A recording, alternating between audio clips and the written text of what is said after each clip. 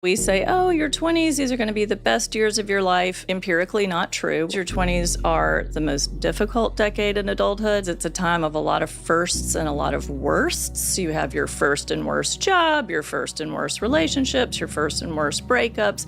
It's a very, very tricky time. The truth is your 20s are... Oh my gosh. Dr. Meg J is here in our Boston studios. Dr. J has spent the last 2 decades in clinical practice working with people in their 20s. She also holds a PhD in clinical psychology from UC Berkeley. The New York Times calls Dr. J the patron saint for 20-somethings because she wrote the seminal and generational defining book. It's called The Defining Decade, about the hardest decade of everyone's life, which is your 20s. Her TED Talk has been viewed more than 17 million times. And today, she is here to share the advice you have never heard about your 20s. What do you think is wrong about the way the average person, particularly in their 20s, thinks about dating? About half of 20-somethings are unemployed or underemployed. Why do you think so many people are freaked out by those statistics? Older adults often look at 20-somethings and they think, what do they have to feel so stressed out about? What do you want to say to someone who's saying, well, I'll just figure this out later. I got plenty of time. 20-somethings feel like they have time to figure it out without maybe fully understanding it takes time to figure it out. I want to shift to something that a lot of people are afraid to talk about, reproduction and family planning. I love to go there. If the person listening takes just one action today, what do you think the most important thing to do is? Dr. Meg J, I am so excited to welcome you to the Mel Robbins podcast. Thank you. I'm so excited to be here.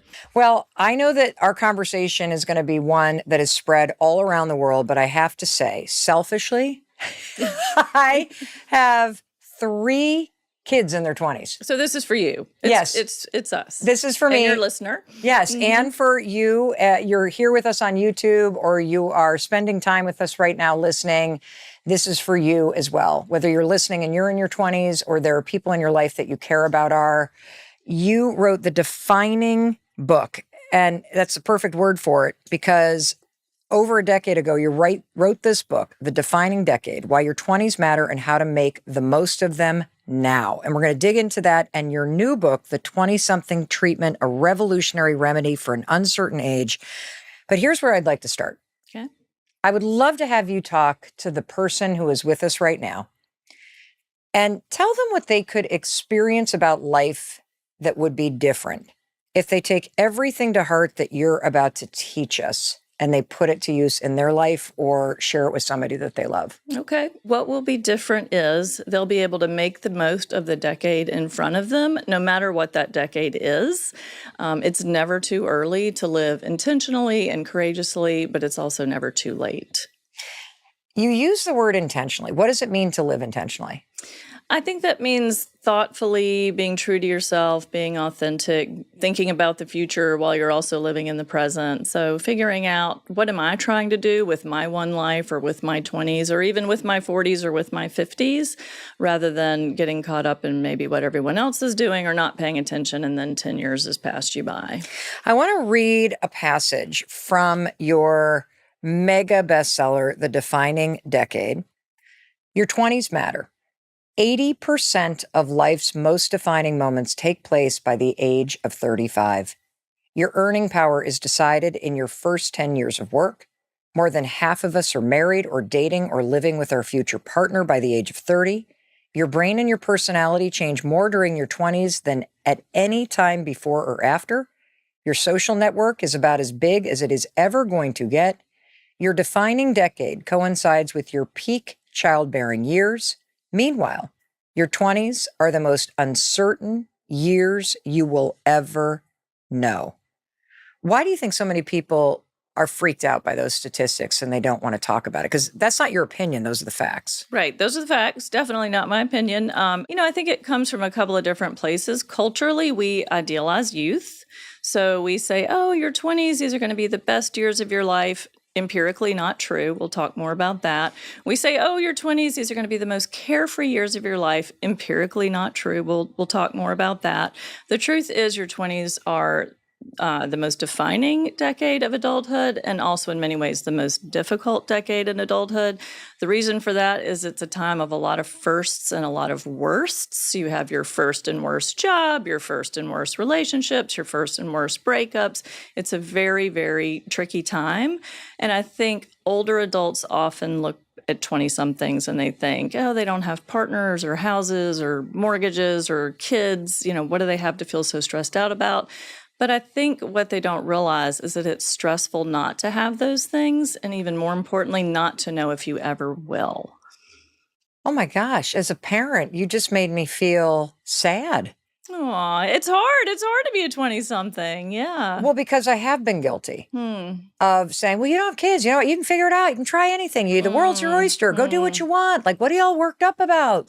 Like, yeah, da, da, da, da, da. But I'd never really stopped to think about the fear that you might not have those things that you wanted, or you might not be able to figure it out. Right. I've had so many clients and students over the years say, if I knew I was going to have it all eventually, I could get through this time. I don't need it now, but if I knew I was going to have it, I could get through this time so much easier. And of course, we can't see into the future. We just have to create the future as best as we can. You've also said that the reason why it's so important to recognize that your 20s are your defining decade is because you've spent countless hours with 30 and 40 somethings who are devastated by the price they're paying for the lack of direction, the lack of urgency, to use one of your words, in their 20s. So what do you want to say to someone who is in their 20s and who's saying, well, I'll just figure this out later. I don't figure this out right now. I got plenty of time. I think the first thing I would actually not say, it would be a question I would ask, what are they waiting for? That I think 20-somethings feel like they have time to figure it out without maybe fully understanding it takes time to figure it out. So the sooner you start that process, the better. If you try to start figuring everything out in your 30s, you're probably going to be pretty crunched for time. You may not get everything you want. I don't want that to happen, which is why in the defining decade, I don't say you have to have it all figured out by 30. I say, please start figuring it out by 30. I love that distinction. The distinction of, I have time to figure it out versus it takes time to figure it out. And so when you're talking to somebody in their 20s, how do you counsel somebody who is freaking out about the fact that they don't have it all figured out? And now I start to feel anxious that I don't have it figured out. Now I'm paralyzed by that. And so when somebody feels paralyzed, they don't do anything, which means they're not figuring it out. So how do you counsel somebody to flip from that state of kind of paralysis to it takes time to figure it out? And my point is, you need to start getting serious about figuring it out. Well, we start with something. I think one thing where people go wrong with 20-somethings is that I think they think reassurance and saying, it's fine, you've got all the time in the world, you'll figure it out. Reassurance doesn't actually make people feel better, or it makes them feel better for about an hour or a day, and then they come back for more. We call clients or 20-somethings like this, people like this, reassurance junkies. Reassurance junkies? Yeah, they're anxious. They get a little hit of reassurance. They feel better for a minute, but then they have to come back for more because reassurance it's empty. Instead of saying, oh, it's fine, it doesn't matter, you'll be fine, I say, hey, I'm taking your concerns seriously. So what are we going to do? What are you going to do? Where can you start? Let's start now. That actually makes people feel better than telling them they'll be fine. Is saying, well, let's make sure you're fine. Let's do something about it. You said that the 20s are such an uncertain and difficult decade because it's full of firsts and worsts. Yes. And I'd love to have you speak just a little bit to what are some of the things that 20-somethings feel a lot of anxiety about that might surprise somebody who's not in their 20s to hear causes anxiety in that decade of firsts and worsts? Yeah. I think really to understand what is so difficult about the 20s is that it's the most uncertain time of life. So it's probably the only time in your life where everything is uncertain all at the same time. So work is uncertain, love is uncertain, finances are uncertain, the brain is still developing, emotional stability is still coming together. So, I think most of us in 30s or 40s or 50s, maybe we have work goes sideways or romance is blowing up. But for 20 somethings, everything is uncertain at worst. At once, the brain really hates that. The brain interprets uncertainty as danger. So 20 somethings are walking around in a pretty low level state of sort of chronic stress and anxiety around everything feels dangerous because they don't have those adult sources of safety. So they may feel anxious about, I don't know how to talk to my roommate, so I'm sending them texts instead of saying, hey, can we have a conversation? Or a big one is, I don't know how to talk to my boss and ask for this weekend off that I need for my sister's wedding. Or I don't know how to go on a date. I've never kissed anybody before. I've never had sex. I'm worried I'll never be able to pay my bills. They're feeling anxious and worried about just about everything that's uncertain. And that's just about everything. Well, what's interesting is if you've had a child that has gone off to college or gone into the military or gone to a trade school, especially if they leave home, there's this assumption that they're maturing and they're gaining those skills, and that by the time they get out of college or trade school or the military, okay, they got it all figured out. And what you're making me realize is, wait a minute, those are life skills that you don't just stumble upon. Right. You have to have experiences or people in your life that teach you those life skills. Right. Experiences usually. And I have to say, college is a whole other conversation. Have me back and we'll talk about that. I have a lot of strong opinions and thoughts and feelings about college, which I love, but people get too hung up on whether to go to college, where to go to college, what to major in. The biggest question in higher education is how to go to college, how to do college. That is what is going to determine whether or not college pays off for you, is how you did it, not whether you sort of showed up for 4 years and then got a piece of paper. The most important stuff in college happens between classes. It's the did you or did you not go to the college center or career center? Did you or did you not go have a conversation with your professor and get more comfortable talking to people in positions of power or learn about an internship? So we can do a whole other show on that. Well, let's talk about what are 5 things that people get wrong about college that they need to be doing that make the college experience what it should be or could be. Number 1, go to class. People out there, I just gave a talk at UVA orientation a couple days ago, and I said, I know all the parents out there, you assume your kids are going to class. I work at UVA. I can tell you I wouldn't be assuming that, because with technology, it's never been more possible to not go to class, look at the slides, not look at the slides. But going to class, it's just showing up for life. It gets you out of bed. It's like we were talking about with work. It adds structure to your day. You might start to kind of have a relationship with a professor or think, oh, I'm going to go visit that person in office hours. So just going to class is some very low-hanging fruit, but an amazing way to start. Another piece of advice is to make a calendar. Take all your syllabi, put them all in one place. You've got, all the classes, all the assignments, all the readings, all the deadlines, all in one place. Most students don't do that. Another one I'll mention, one of the biggest predictors of whether college pays off for people, which is very important to people right now, is whether or not they had an internship in college. Because the best preparation for work is work. The best preparation for work is not showing up to a college class in your pajamas and shopping on your laptop, which is, frankly, what a lot of college students are doing. So no judgment. I'm just saying that will not prepare you for work. So the best preparation for work is work. So I want to see you as a college student having at least one internship, at least one job before you graduate. If you graduate from college and you're looking for your first job, you've done something wrong. I love this. What else?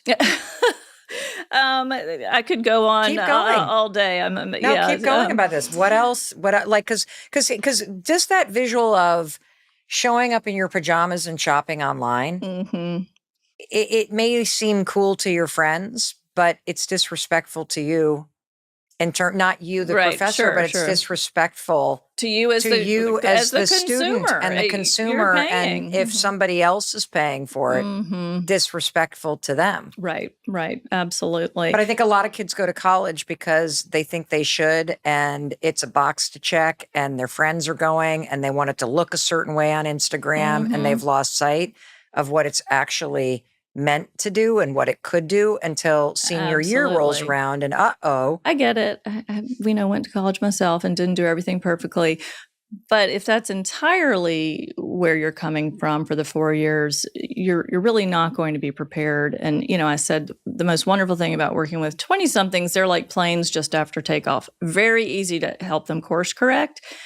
The toughest 20-somethings to work with are the ones whose lives never took off after college, so that they didn't even get the lift off, because then you're having to create that. Well, in your new best-selling book, The 20-Something Treatment, I'm reading on page 76, you say, let's clear something up. Contrary to what popular culture and social media may suggest, your 20s are probably not going to be the best years of your life, at least not emotionally. These may or may not be the years when you look your best, but they are unlikely to be the years when you feel your best. In fact, statistically speaking, your 20s are likely to be the years when you will feel your worst. That's right.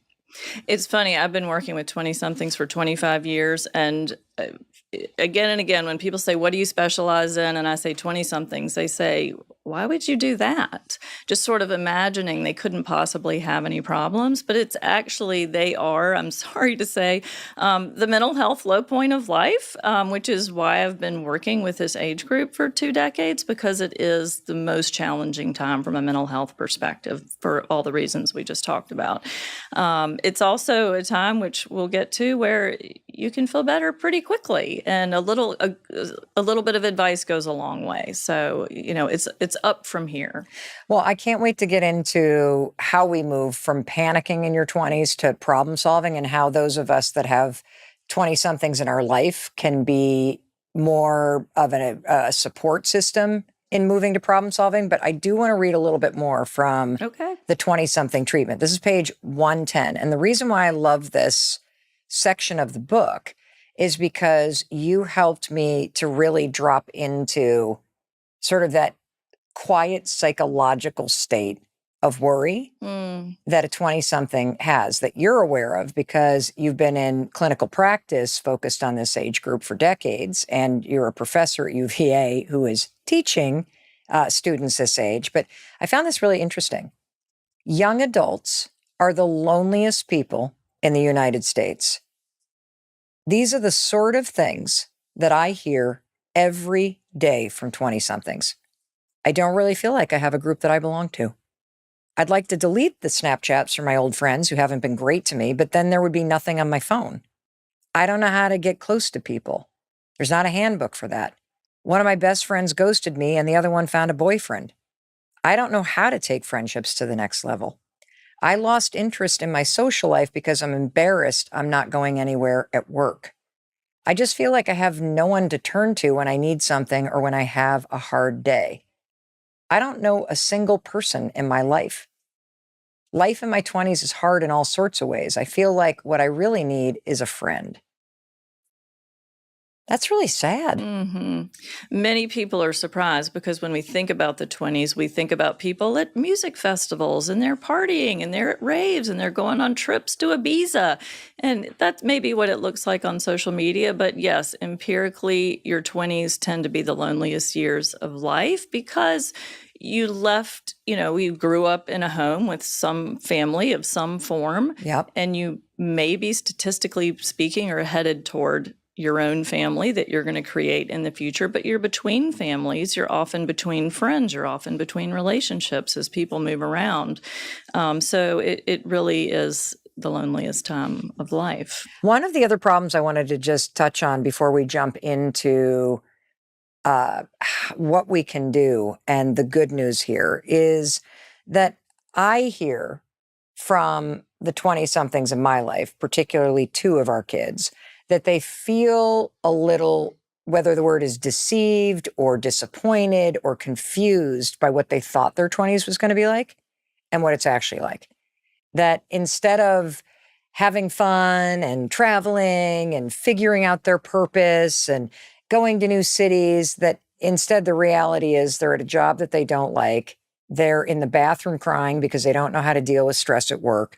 They're getting ghosted nonstop by the dating apps. They never see their friends. They have no idea where their life is going. They're terrified about their money and the lack of money that they have and how expensive everything is. Where do you think this disconnect comes from? And is this a very common thing that you're seeing with 20-somethings? Oh, absolutely. I would say that's the main disconnect is that people think, maybe because of social media, but also because culturally we idealize youth and say, oh, it's so fun and great and easy to be young. When really, we could talk about this later, but I think it's more fun and great to be older. But, back to what you said, empirically speaking, your 20s are probably not going to be the best years of your life. When I have a client crying in my office saying, I thought the 20s were going to be the best years of my life. I said, if the 20s turn out to be the best years of your life, something has gone terribly wrong. That what you want to do in your 20s is put the work in so that life keeps getting better across your 30s and your 40s and your 50s. And every study done shows that on average, life gets better across every decade of adulthood. And I want that person that I'm working with to be one of those people where they feel more confident, more competent, their relationships are better, their career is better, their partnership is better, they have kids if they want them, they're experiencing, the joys and the struggles of that, they're finding their purpose, that there's really a lot to look forward to in your 20s, but even more so beyond. And that's just sort of the opposite of what people hear. Not only do they hear 30's the new 20, they also kind of hear, ugh, life is over when you're 30. There's nothing good after that. When in fact, I have to tell you, Mel, I've been doing this for 25 years. I have never heard from an old student or client who said, gosh, I wish I was back in my 20s. They all reach out and say, life is so much better in my 30s or in my 40s. 20s were the worst decade of my life. I will literally have talked about it a lot. I do not like the person that I was. I was going through a lot of what you're talking about and totally never normal, would have been. Right. That's totally normal. Yes. That's a sign that you're doing your 20s correctly? You're on track. Yes. I would love to kind of break down each area of life and career and love that you see 20-somethings struggling with in your practice and that you've seen in the research. And I want to read to you from your best-selling book, Defining Decade. The world of work has officially been disrupted, which means there are more choices, but more confusion too. Because short-term work has replaced long-term careers, the average 20-something will have about a handful of jobs in their 20s alone. Young adults are more educated and engaged than ever before, but dishearteningly, their first jobs out of school may not even require a college degree. Other entry-level jobs have gone overseas, making it difficult for some young adults to gain a foothold at home. For those who can swing it, an unpaid internship is the new starter job. And at any given time, about half of 20-somethings are unemployed or underemployed. Wow. And we didn't even talk about student debt. No, right. And we didn't even talk about the fact that we are now in a hybrid work and a remote work environment. The reality is brutal. How are you supposed to build a successful career coming out of school and having no work experience in your 20s? You build it one good piece of identity capital at a time. So identity capital, it's actually a really fabulous and flexible concept. It's not mine. I'm the middleman teaching people about it, but it's really about doing things that add value to who you are. So maybe it's you get the best job that you can, even if it's not a great job. You go for the advanced degree, you get the certifications or the skills that you can build on, that on average, actually young adults will have 9 different jobs by the age of 35, and most will ultimately wind up in careers and often be successful in careers that they had never heard of when they were in college and that didn't even exist when they were in college. So gone are the days when you need to be thinking at 24, who am I going to be forever? You can't predict it. You don't know it. But if you're just going one good job at a time, one good piece of identity capital at a time, then that builds over time and you continue to build on it. I mean, you and I are really probably both great examples of how we had lots of different pieces of identity capital in our 20s and our 30s, and now we're doing things with it that we could have never foreseen.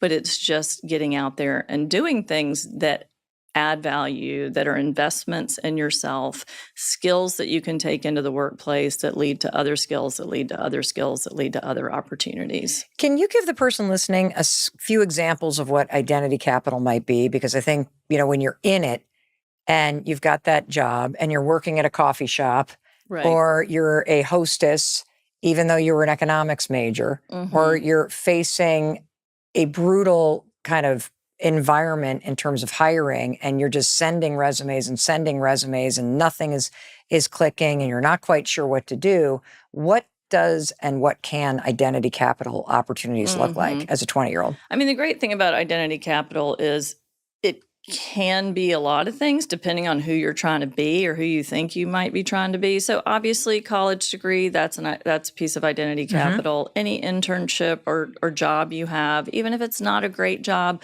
you have to be learning something. It has to be adding value to you somehow.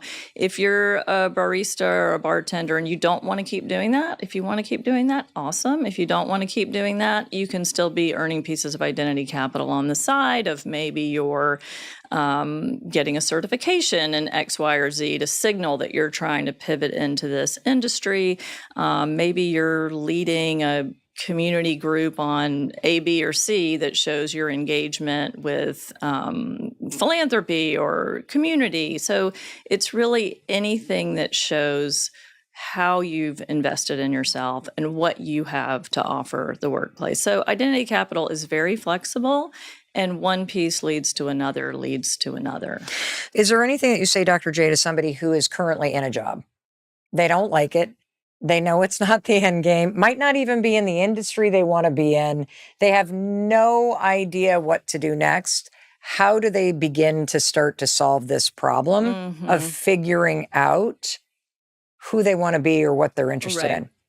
Okay, so to the person who has no idea, yes, they do have some idea. They're just not aware that they have some idea because they've been on the planet for 20 or 25 years. They have thoughts and experiences, but they just often, young adults haven't articulated that to themselves. So that's part of what we do together. So 4 questions to ask yourself when you're feeling like, I have no idea. 1 is, what are you good at? 2 is, what do you enjoy? 3 is, what might pay my bills? And maybe not immediately, but one day, what's going to give me the lifestyle that I think I want or need? And 4 is, what does the world need? And I'm going to come back to these for a minute. The reason these 4 are important is for example, I'm good at a lot of things I don't enjoy. So part of my young adult trajectory was figuring out, just because I was good at something didn't mean that I had to go do it. And it actually maybe wasn't the best part of myself to be focusing on that. I'm also good at I'm also enjoy a lot of things that I'm not that good at. So those are hobbies. Those are probably not careers. They're probably not going to pay my bills. And then, thinking about what the world needs is often where purpose comes from. Also helps to pay your bills if the world needs what you have to offer. So really thinking about those 4 questions. And of course, you may not know the answer to all of them yet, but you start with what you know, you head in that direction. I mean, again, to the 9 jobs by the age of 35, I tell people when you're going for a job, think of it as a 1 or 2 year commitment. Go 1 year at a time. And if you like what you see, you're learning a lot, you're adding value, earning identity capital, sign up for another year. But if you're not, then it's time to pivot to something else. One of the things that you write about in The Defining Decade is that your lifetime earnings are determined in your 20s. What do you mean by that? That's the data talking. I'm a very data-driven person. Data-driven help and hope is what I'm trying to help people have. So that's from the World Economic Forum, and what they found basically is that your learning curve in your 20s predicts your earning curve in your 30s and your 40s and your 50s. So the skills that you're learning, the experiences that you're having at work, the degrees that you're getting, the jobs that you're having, that this is what sets the foundation that you have to build on in your 30s and beyond. And so what I tell 20-somethings is put yourself on the steepest learning curve you can in your 20s. That think of it as school, but get paid to learn. You may not get paid the most you'll ever be paid in your life, but get paid to learn. Put yourself on that steep learning curve, because the learning curve slows down after the 20s, and you kind of have less to take to the marketplace to get those learning opportunities. I'd love to read a question. This one comes from a listener named Mark. Dr. J, I'm 25 and I've been working as a barista since I graduated. At first, it was just supposed to be a temporary thing, but now it's been 3 years. There are things I actually want to try, like architecture, graphic design, or something creative, but honestly, it feels way scary to try and hate it than to not try at all. I know I don't want to be a barista forever, but somehow doing nothing feels safer than potentially ruining these possibilities for myself. What would you say to Mark? Because I'm sure you've heard that kind of thing before. I've heard that many times. I would say doing nothing isn't safer. It's actually pretty dangerous. That we know that 75% of 20-somethings who are underemployed are still underemployed a decade later. So underemployment is sticky. It's easy to get into, harder to get out of. So the nice thing about Mark is that it sounds like there's a couple of things he knows he wants to try. So it would be pretty easy to move him into the 25% who go from underemployment to employment. But he's got a couple of things he wants to check out. So he needs to get going on that. Maybe it's graphic design, maybe it's architecture. Those are different. So he needs to take a step toward either one of those, find something out. Maybe he finds out he doesn't like one. That's not a failure. That's information. That means, okay, well, it's time to try the other one. This may sound like a dumb question, but how do you know if you're underemployed? That's not a dumb question. And believe me, I was definitely underemployed at times in my 20s. Technically speaking, underemployment is a job that doesn't make use of the education that you have. So when I went to University of Virginia as an undergrad, great school, and graduated. And my first job out of college was as an outward bound instructor, which I did for 5 years. No apartment, lived out of a car, took people around in the wilderness for 5 years. Technically speaking, that was underemployment. You do not need a degree from UVA to be an outward bound instructor. However, it was amazing prep for graduate school. I knew I wanted to go to graduate school in psychology, so I was working with special populations, Vietnam vets, survivors of violence, corporate CEOs. So I learned a ton about leadership and group work and helping people get from A to B in the worst conditions. So technically that was underemployment. Mm-hmm. But it had a ton of identity capital.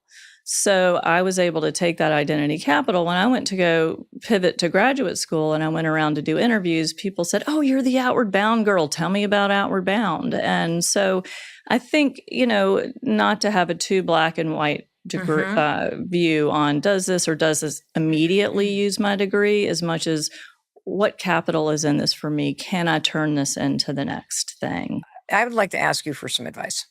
Let's say that I'm Mark's mother, and I know that Mark is working at a coffee shop or working, as a host at a restaurant. And as the parent, my opinion is that by now, this was fine for the first year, right, but where's the get up and go? Right. Where's my high school athlete? Where's right, my person that I know you are? Mm-hmm. What happened?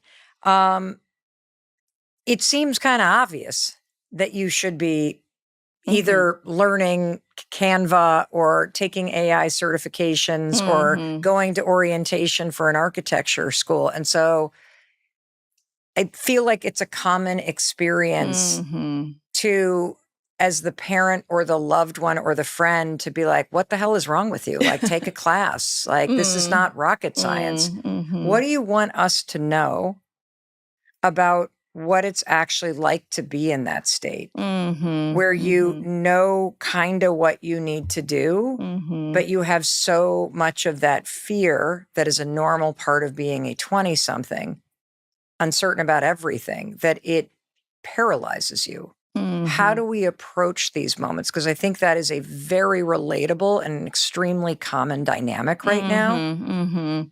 Well, there's joke, for lack of a better word, in the therapy community, which is, how many therapists does it take to change a light bulb? And the answer is just one, but the light bulb has to want to change. But I actually would answer it even differently. The light bulb has to need to change. And so I think sometimes 20-somethings change when they need to, that it can get painful before they change, of, wow, this really isn't going to work forever. I really can't pay my bills. I really hate this a lot. That's okay to have that experience, for Mark to have that reality of, I really need to change. This isn't going to work for me. I think as parents, there's a lot of research around how people change. And one of the biggest pivots there is taking people from like the pre-contemplation to contemplation of, I'm not even thinking about changing, to I'm thinking about changing. And so people ask me, how do I get my kid to think about changing?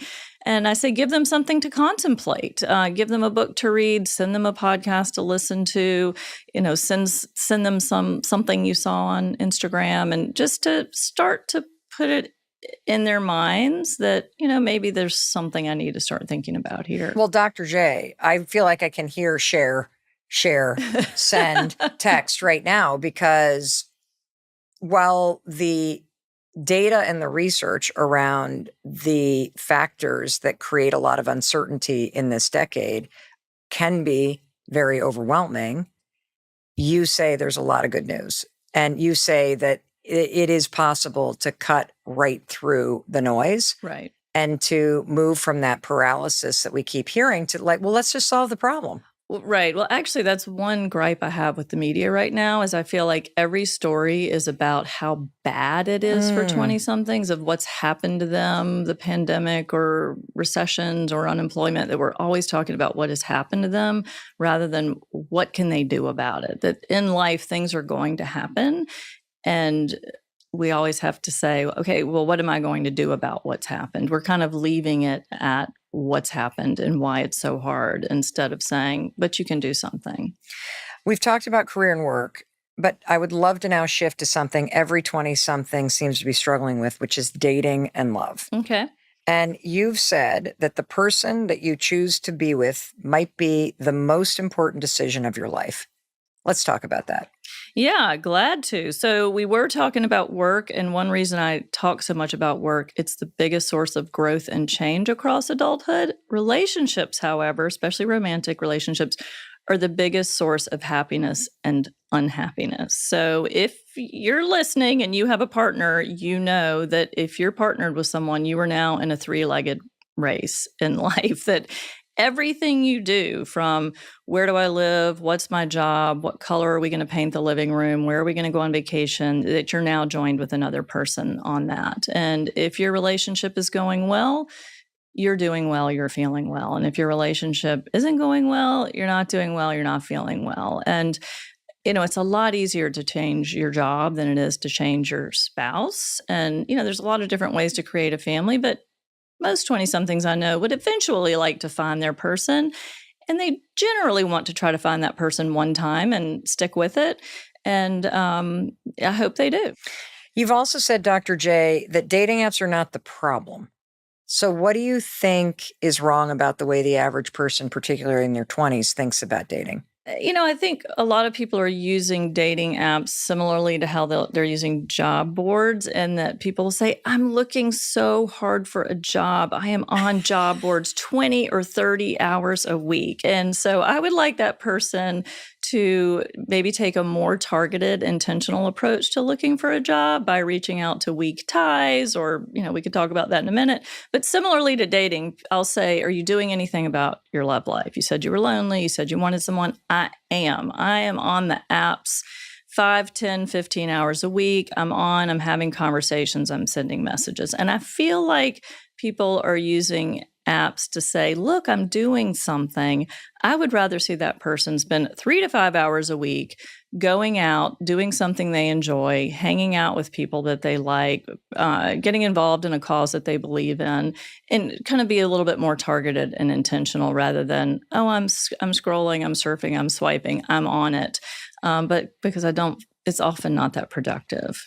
Well, it's true. It's a way to say I'm doing it. It's sort of like, in college where you could go to a particular place in the library to be social, but say you're studying or nap, versus you go to a different spot when you actually need to get the studying done. Right. Exactly. And, I definitely have had many clients, many 20-somethings who have found their person on dating apps, but they tend to be approaching it in an intentional way, not, I'm surfing, I'm scrolling, I'm swiping and messaging.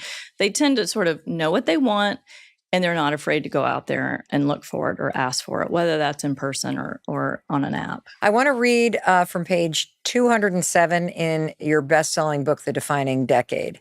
Being single while you're young may be glorified in the press, but staying single across the 20s does not typically feel good. A study that tracked men and women from their early 20s to their later 20s found that of those who remained single, who dated or hooked up but avoided commitment, 80% were dissatisfied with their dating lives, and only 10% didn't wish they had a partner. So 90% of people wish they had a partner.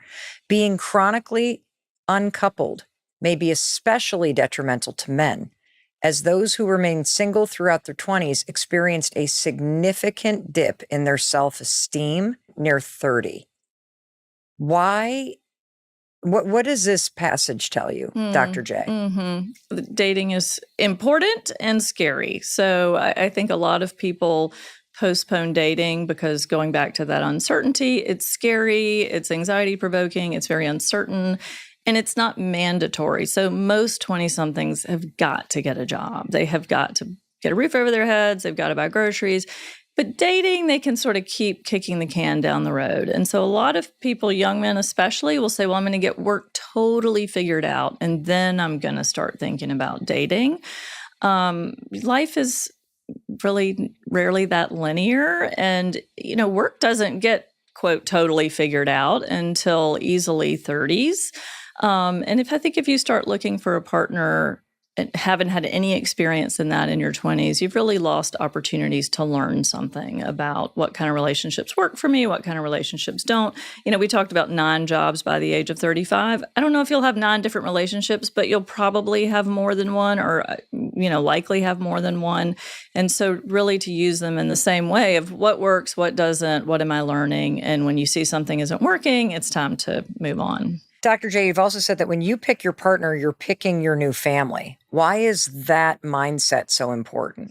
This is such an important reframe. So we grow up hearing the saying, you can't pick your family, but you can pick your friends. You've heard that? Yeah, of course. Everybody grows up. Friends are the family you choose, right?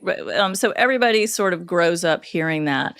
But then when you're in your 20s and beyond, suddenly you do pick your family when you partner with someone and create a family of your own. So to realize you're not the recipient of a family anymore, you're the agent, you're choosing. And this is this is important for every 20-something. From my heart, it's especially important for those 20-somethings who grew up without unhappy families. A lot of young adults say happy families are for other people. Other people had happy families. I don't get to have that. And the great thing about working with 20-somethings like this is you do get to have that. We get to reboot this. You can go pick that, create that for yourself. How do you create a happy family if you grew up in a family that wasn't happy? Oftentimes people who grew up with adversity are the most motivated to have happy families, the most clear on how important this is and what they want and what they don't want. And oftentimes a really powerful piece of work with a 20-something is to shift them from you get to do it differently. You actually know what's really important, what to be careful about. Some of the best parents and partners that I have worked with or have seen came from unhappy families because they're so motivated to do this right and to do it right for their kids, which is amazing. So you also talk about how something called perceived desirability affects how successful you are romantically. What exactly is perceived desirability and how does it impact dating and your love life? Yeah. So perceived desirability, that's a mouthful, but it's really how much you think people want you, like how wanted you feel like you are. This is actually a bigger predictor of self-esteem in relationships than like career success or popularity or attractiveness. It's how much you think people want you. The tough part is a 20-something or 20-year-old will come in my office and they'll say, nobody's ever wanted me before. No one ever will want me. So their perceived desirability is based on what happened with the knuckleheads in high school. So they're going off some scant and bad data. And then they take that data into college or into their 20s and they spend 10 years making dating and mating decisions based on whether the boys in high school or the people in college wanted to be with them or not. So a big part of my work with young adults, or if you're listening in your 20s, a big course correct for you can be shifting those conversations that you're having in your head about that data, about your perceived desirability. How do you do that? I'm going to give you some of the things that I've heard 20-something say. People don't find me attractive. When I go out to the bar, everybody's interested in my friends. Nobody comes up to me. Nobody wants to date me. People will hook up with me, but nobody ever wants a relationship. Everybody else has a boyfriend or a girlfriend. Why can't I find somebody? How do you change that story that you tell yourself? Yeah. So most of those comments, what you just described, it's kind of black and white thinking or, what we call catastrophic thinking. So when people are uncertain, they tend to catastrophize. They have, worst case scenario, a lot of what ifing. What if no one ever wants me? What if no one ever chooses me? What if no one thinks I'm attractive? So I try to shift people from what if to what else. What else could you be saying about the situation? Or what else could you be saying about yourself? So you haven't met anyone that's right for you yet. Or, okay, the people at this bar preferred your friend, but maybe in a different setting, they might be more interested in you. What else can you be telling yourself besides it's hopeless, you're powerless, there's nothing that you can do? Because the really wonderful thing about finding a partner, you just need one good one. You just need one match. It's not like college where you need to get an A or a B in the majority of your classes in order to get a degree. I mean, imagine if you went to college and every class you took, you could fail or get a D, and you just had to get an A or a B in one and you'd be good. And that's kind of what dating is like, that you can have a lot of relationships that don't work out, a lot of people who don't want to be with you. You just need one person, one right person for you to want to be with you. So you can't really take all those data points and apply them to yourself. I love the strategy of going from what if to what else. I have another question from somebody. This one's from Hannah. Dr. J, I'm 27 and single. And honestly, I'm starting to get scared. It feels like everyone I'm into doesn't want to settle down, and the ones who do, I'm just not into. I've spent years trying to be the cool girl, not pushing for commitment, not asking for too much, but now I'm here, still alone, and it feels like I have zero prospects. I just keep thinking, what if no one I want ever wants the same things as me? And what if by the time they do, it's too late for the life I've always pictured for myself? Is this a common experience? So common that in the updated version of the Defining Decade, I added a chapter called 29 Conversations. And the 29 conversations are presumably 29 conversations you would have with a potential partner of, hey, as a concept, do you want to get married? What about religion in your life? What about money? What about kids? What about work while with kids? All that.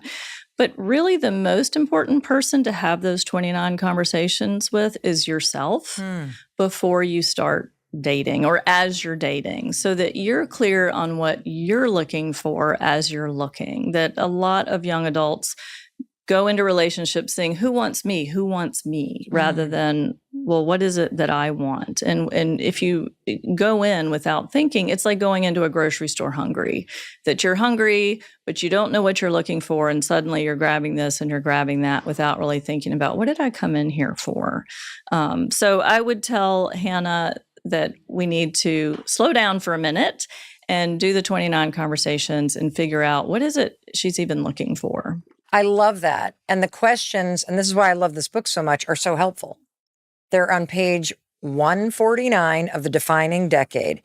And here are some of the ones, just so that you can hear them, because I think, it is a cool exercise to do this with someone else, but actually getting your own answers straight. First, absolutely. Yes.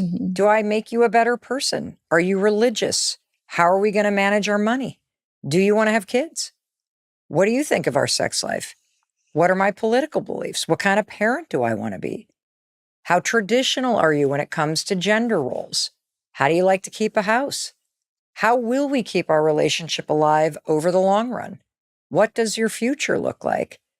Why do you like me? I mean, even asking that of yourself, like, why do I like myself? And if you answers, I really don't, then start there. How important is travel to you? How do you spend your free time? Have you ever cheated on a partner? If so, when and why? Do you think it's possible you would cheat on me? I think these questions are really important. What makes you feel loved? What do you need after a tough day? Wow. This is so cool. One of the things that you talk about that is very dangerous when it comes to relationships in your 20s is sliding into a relationship. Can you describe what that means when you are sliding into a relationship? Yeah, this is a concept, Scott Stanley, University of Denver. It's called sliding, not deciding. And it's when we sort of slide into a situation without being intentional, without really actively deciding to move from A to B or from B to C. And so it's very similar to underemployment, which we were talking about, which can be sticky. You can slide into underemployment and then get stuck there. The same thing with romantic relationships. You can sort of slide into dating down. So it's like, well, we were going out a lot, spending all our time together, sleeping over at each other's places. So we just decided to move in together. And well, we were living together and everybody started getting married. And so I guess we're probably going to have to do that next. That's what sliding sounds like. Deciding sounds really differently, which is, hey, I've been going out with this person for a while. Do we or don't we want to take it to the next level and move in together? And should we talk about that and what that means to two different people and what are our intentions there? Hey, we've been living together. How's this going or not going? And do we want to take it to the next level again? Or do we want to say what you see is what you get and this isn't working? So, it's very similar to sort of sliding into bad jobs. We can slide into bad relationships. And it's easier to slide in than it is to slide out. That you can slide into a bad relationship. You're living together, 3 years go by, you've got a lease, you've got a couch, you've got a dog, everybody seems to have a partner, and it can be hard to say, okay, I'm going to have to get out of this.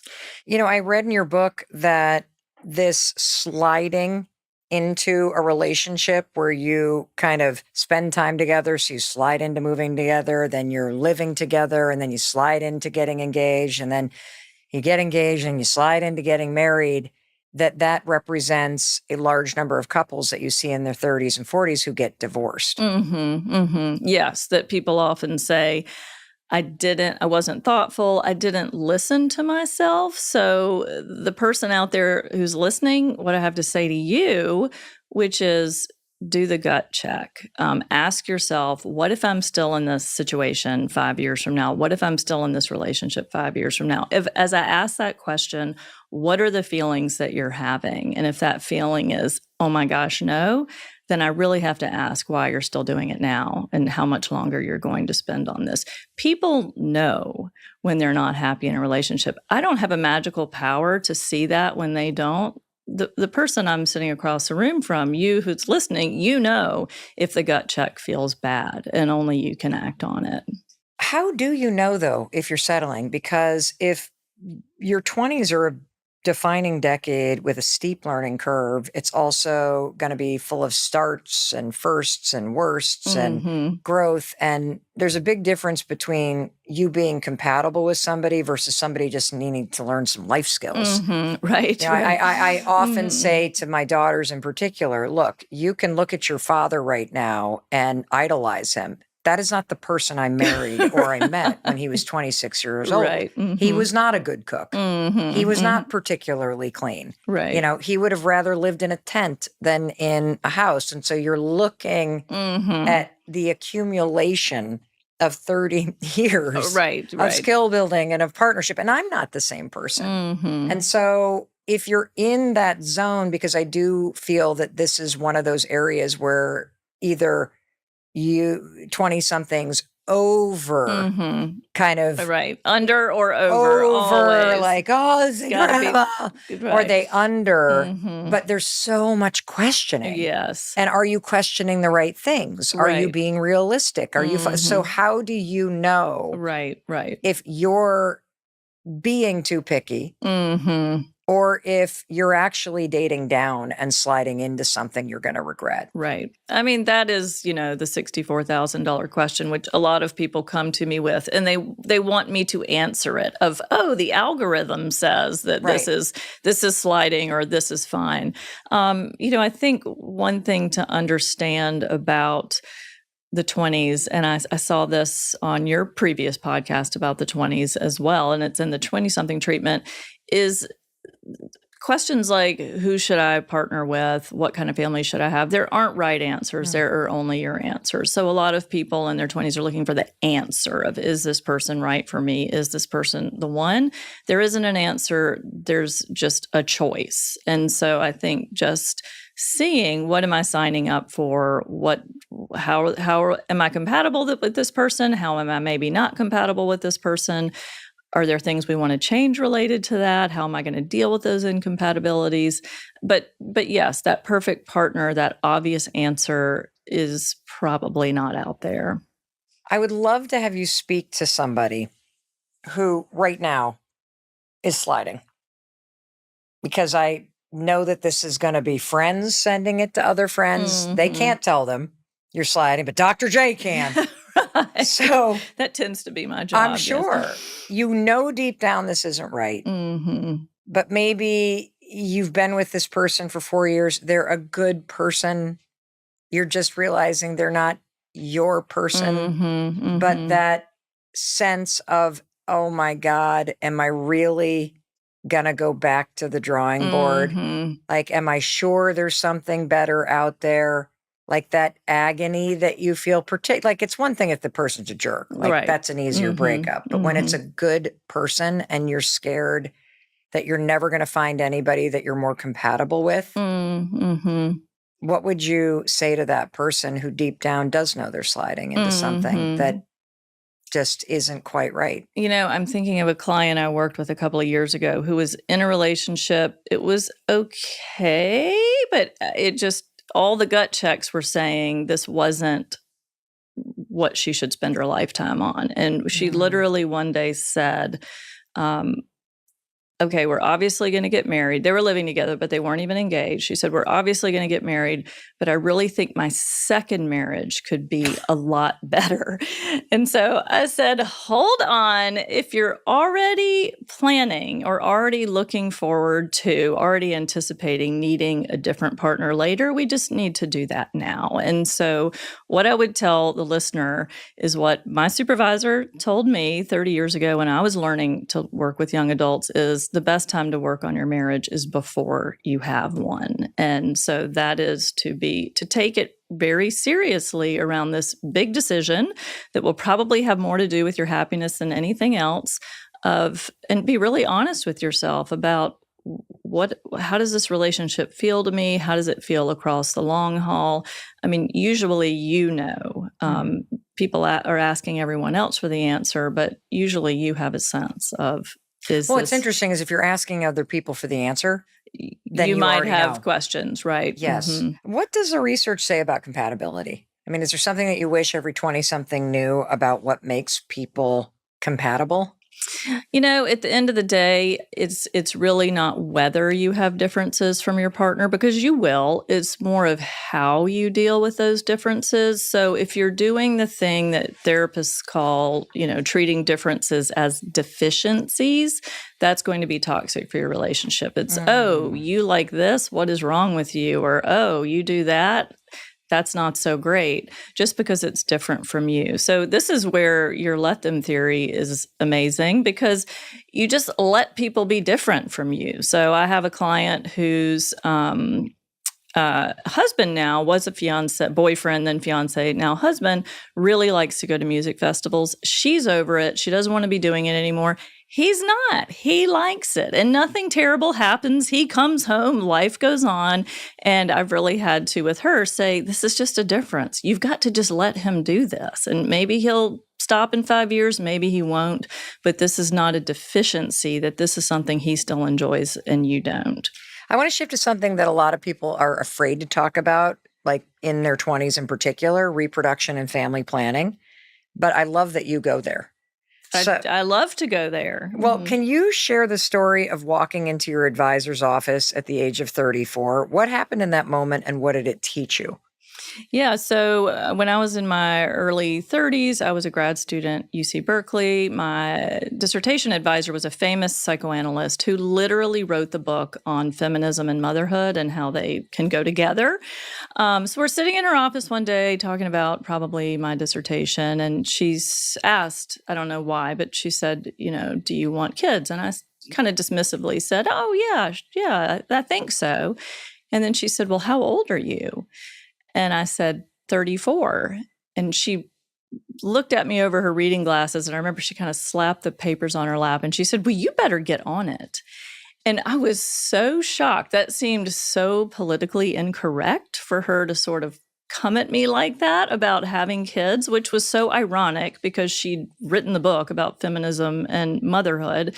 And what she was really doing in that moment was role modeling for me. Smart and ambitious women can be smart and ambitious, not just about work, but also about love and about family.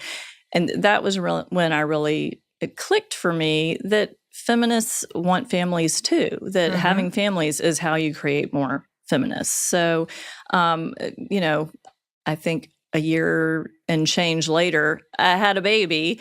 And then not long after that, I had another one. And so I gave a talk at her retirement party probably a year or so after that. And I remember saying, I really had her to credit, not just for my career, but also for my family, because she was willing to say, wait, what are you doing? You don't have all the time in the world. You're going to need to get on this. And I appreciate that. Well, I'm glad you're saying that, because there is a big kind of broad brushstroke about people are having, families later. And while that may be true, there is a biological reality for women. And a lot of what you write about is, yes, the decade of your 20s is the defining decade. Yes, you're going to feel the worst. You're going to be the most uncertain. You're going to have the most first experiences and worst experiences. You're doing it in a great way, and it's normal if you feel stuck and overwhelmed and paralyzed at times. That means you're doing it correctly. And for women in particular, it is also very important to understand the realities of your biology and to get very clear with yourself about what you actually want. Absolutely. It's real. I don't have a horse in the race on whether people have kids, don't have kids. It's really about educating yourself about your body and thinking about, what do I think I want? What might I want? Another thing she asked when we were having that conversation, I kind of pushed back. I said, I think I only want to have one child. I was trying to end the conversation as quickly as I could. And she wouldn't let up. She said, you don't know that. And then, of course, I had 2 children within 3 years.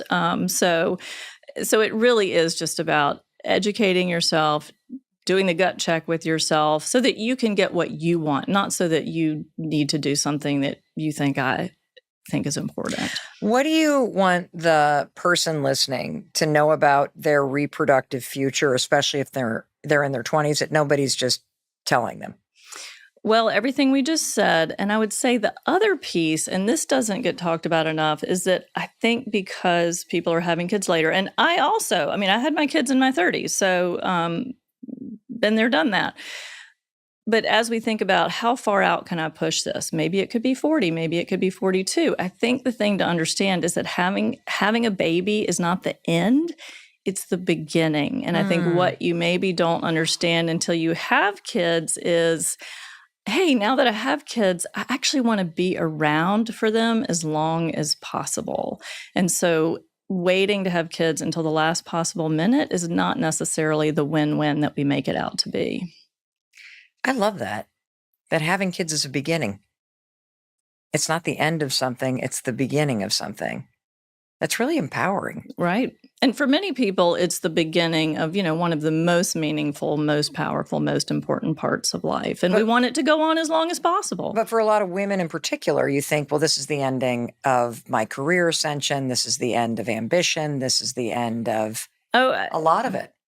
I will tell you, Mel, I'd be interested in your perspective. I was more productive, more ambitious, and more successful after I had kids because I was more pressed for time and because it was more important to me to succeed than when I was a single person. I was fine, with my mac and cheese and my ramen noodles and whatever. But once I had kids, I was pressed for time. I was ambitious. I had purpose. I had meaning. My career exploded after I had kids. That was my experience too. Didn't make it easy. No. 100% made me more ambitious, gave me a sense of purpose. And the time crunch thing also does make you more productive. Yeah. Let's talk about social anxiety. Okay. Because you write a lot about it. And I see a lot of I see a lot of people in their 20s talking about how they have social anxiety. What is social anxiety? What is a normal amount of angst? When do you know it's a problem? I'd love to just hear you kind of talk about what that concept is. Yeah. And if you see it as a big issue for people in their 20s. Yes and no. So social anxiety is the most commonly endorsed or most common mental health complaint. There was actually a questionnaire that's given to students in student health centers all over the country and has a bunch of questions on it, obviously. And the most endorsed question is, I'm worried other people don't like me. So this is a normal primary concern amongst college students, young adults. I'm worried other people don't like me. But there's a difference between being worried and being clinically anxious. And so the way I talk about it with 20-somethings, or if you're listening, my question to you would be, is your social anxiety, are we talking about clinical anxiety or are we talking about uncertainty? Are you feeling socially uncertain of, I don't know if people like me. I don't know if what I said was stupid. I don't know if I'm going to be in the club. I don't know if I'll have anyone to go out with on a Saturday night. That's social uncertainty. And I think that is more commonly than not what 20-somethings are dealing with. Because remember, we said their friendships are unstable, their romantic relationships are unstable. So there's a lot of social uncertainty there. I am cautious about people jumping to diagnostic labels. There's something called the nocebo effect, which is kind of the power of negative expectations, where you hear, oh no, I have a disorder. I'm going to have this forever. And now people really won't like me because on top of them already not liking me, I'm deficient and disordered and messed up. And so I try not to label people with clinical problems when maybe what we're dealing with is a developmental problem. So if you're listening and you're able to be honest with yourself and say, that's me, like I do have social uncertainty, how do we move from the paralysis of that into problem solving, so you're not plagued with that uncertainty? Right. Well, fortunately, it doesn't really matter whether you want to call it uncertainty or anxiety, because the treatment is the same. So experience is the treatment. Life is the best therapist. So for the person who is feeling socially uncertain or socially anxious, the worst thing you can do is avoid and just stay in your head about that. The best thing you can do is put yourself in social situations that go well, or, start with people you trust. Make sure you're showing up for your job. Make sure you're having those difficult conversations. And then you start to have a little bit more social certainty or more social confidence. And to remember that most people are not socially confident until the end of their 20s or beyond. So I'm not talking about do this for a couple of months and then, oh, you're going to be socially confident. We become socially confident when our relationships come together. We have our group, we have people we know we can rely on. Maybe we have a partner who loves us. We start to deliver at work. To have those experiences. I talk a lot in the 20-something treatment about skills over pills. And that's, whether you're on medication or not, or need medication or not, everybody needs skills. And so in your 20s, there's just such an explosion in terms of the social skills that you need to function at work, to make new friends in a big city. You're not all sitting in a classroom together anymore. You're really going to develop a lot of new skills. That's where the social confidence is going to come from. It's going to take a minute. You actually write about that. It's on page 46 in your best-selling book, The 20-Something Treatment. And you're talking about medication. And you're talking about the fact that a lot of the psychoactive drugs, which, many people do have a clinical need to be on. You're not Sure. saying that's not important if you're working with a licensed medical, expert provider. And sometimes those prescriptions help you access the therapy. So you're saying they may provide relief in the short run. And while some patients may fare well on them in the long run, research suggests they may worsen long run outcomes for most others. One reason for this is that medications alone don't teach us anything. Maybe they take the edge off or turn the volume down on unwanted thoughts or feelings, but they don't help us learn how to handle unwanted thoughts or feelings or prevent them in the first place. Then once the medication is removed, our ability to cope or to manage our lives may be no better than it was before. And what I've seen over and over again, it actually becomes worse because they weren't building the skills. And so what are some of the skills that 20-somethings need to focus on building to be a functioning adult that grows throughout your lifetime and lives a good life? What are those important skills that you can't learn by reading a book in college? Right. I would say one that cuts across work, love, friends, life is having difficult conversations, having conversations with new people, that not the trusted few that you already know like you. So in terms of work, talking to weak ties, this is how we learn about new jobs, learn about new opportunities. This talking to new people when you've moved to a new town and you sign up for the walking club or the running club. This is how you make new friends. This is how you talk to someone you think you might like in a bar or at a conference, that being willing to talk to people that you don't already feel comfortable with, and maybe they're different or older or in positions of power or just new, that is the single most important skill because it branches out. It gets you out into all those areas. We've talked a lot about the reality of the defining decade in your 20s and the just number of reasons why it is a decade of a lot of uncertainty, a lot of change, a lot of opportunity. But one of the things that you wrote about that caught my attention in the 20-something treatment is hope, and how hope is the biggest predictor of future happiness.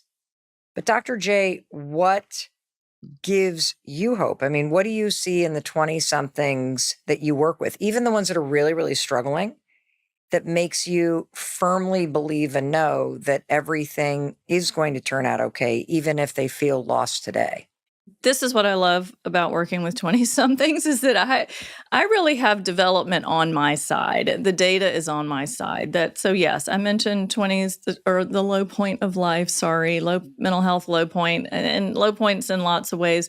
But all the data show life gets better across the 30s, across the 40s, across the 50s. So I have that confidence and that belief.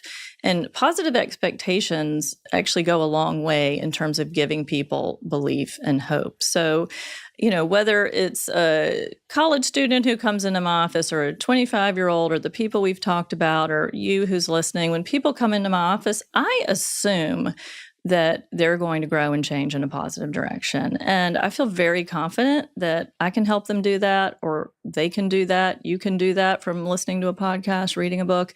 And one of the best parts of my job is that every day I hear from students, clients, readers who say, oh my gosh, it's been 5 years and this has happened. I get to save the dates all the time, and baby announcements and new job announcements. And so,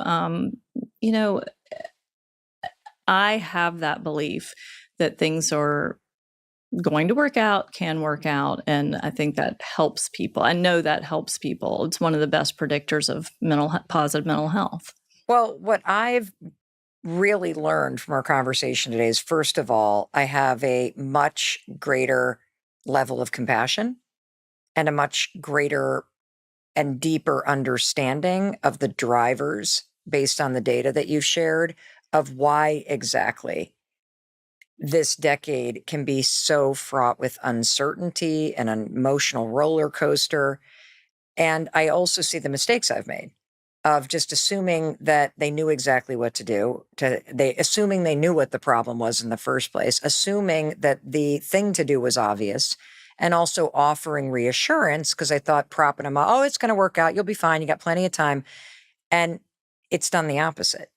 And what I've learned now is that it's normal to feel all these things. They're very valid reasons to understand that this is exactly how you should feel. You're doing your 20s correctly if you have these moments. Mm-hmm. And that helping somebody move from feeling uncertain to solving the problems, whether the problems are in work or problems are in the right next step or problems are in how can I earn money now or problems are how can I build some skills or problems are how can I start to create some experiences for myself that help me figure out what direction to move in my career, that these are all things you can help somebody do. Mm-hmm. And that's really, really encouraging.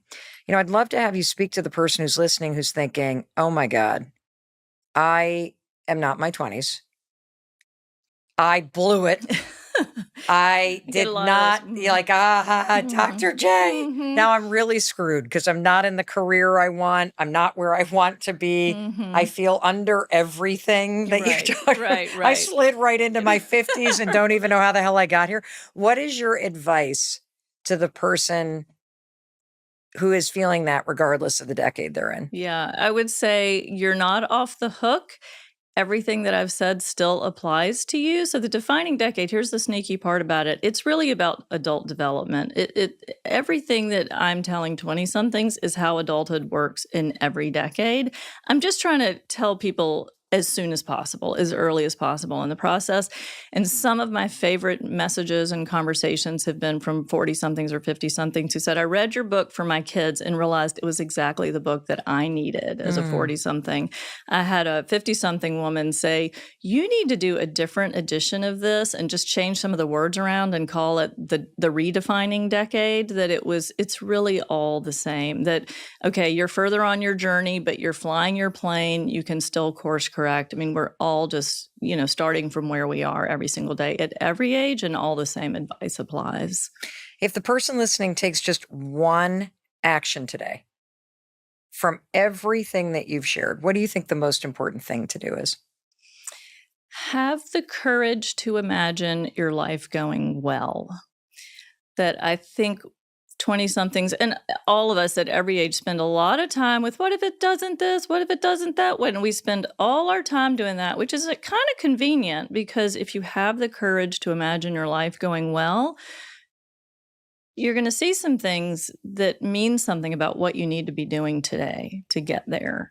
And so that's what I often have people do, is have the courage to imagine your life going well. What does that mean you need to be doing today? I think all this, what if my life doesn't go well, is in some ways avoidance and distraction over imagining what it is what your hopes and dreams really are. That is a fantastic piece of advice. I think that might be one of my most favorite things anybody said on this podcast. Thank you. Have the courage to imagine your life going well. Dr. Meg J., what are your parting words?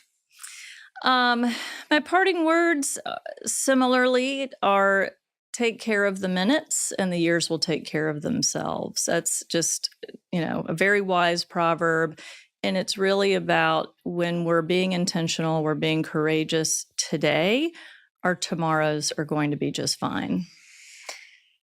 Wow. Well, I have so thoroughly enjoyed the minutes where you took care of us today, Dr. J. Thank you, thank you, thank you for being here in our Boston studios. Thank you for the work that you're doing. Thank you for sharing everything that you shared today. You certainly have made me a better parent, and I feel better equipped to help my 20 somethings navigate this decade. And I also see how it all applies to redefining myself in all the decades to come. So thank you, thank you, thank you. Thank you. The pleasure was mine. And I also want to thank you. Thank you for taking the time to listen to something that is going to help you and the people that you care about in their 20s to create a better life. I learned so much. I'm sure you did too. I cannot wait to hear how it helps you, how it helps the people that you care about. So thank you for being here.